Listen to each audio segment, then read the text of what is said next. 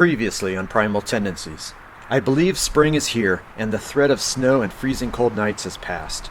Now is the time to prepare the soil to grow food. I used 3 different techniques to make biochar, and reading your comments has taught me a lot about how to most effectively make it.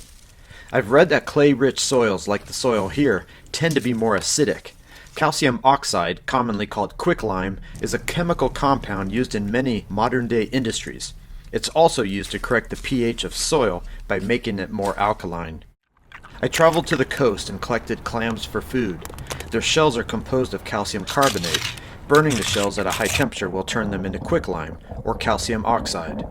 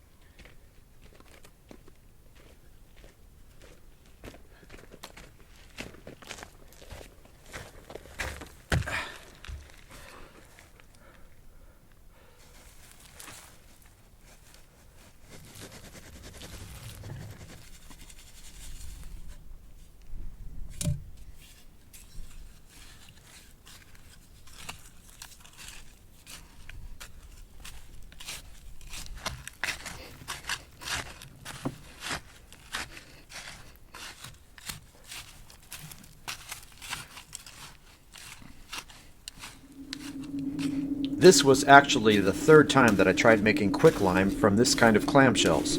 Each time I used harder wood and more of it.